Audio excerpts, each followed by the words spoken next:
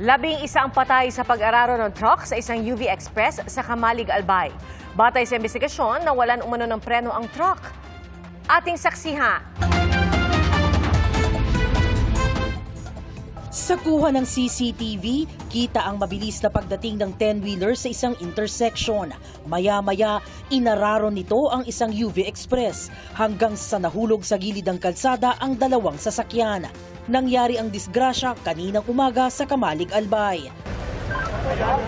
Mistulang nayuping lata ang van. Kinailangan pa ng iba't ibang gamit para mabuksan ang sasakyan.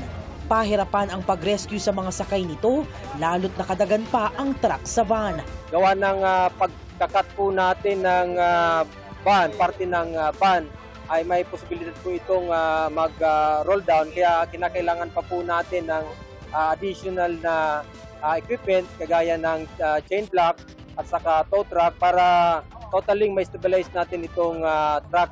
Base sa post ni Kamalig Mayor Caloy Baldo, 11 sakay ng van ang nasawi. Ayon sa PNP, kasama sa nasawi ang driver ng van. Ayon sa alkalde, base sa investigasyon, nawalan umano ng preno ang truck. Nakaligtas naman ang driver at pahinante ng truck na dinala sa ospital. Patuloy ang investigasyon. Para sa GMA Integrated News, ako si Jamie Santos, ang inyong saksi. Mga kapuso, maging una sa saksi. Mag-subscribe sa GMA Integrated News sa YouTube para sa iba't ibang balita.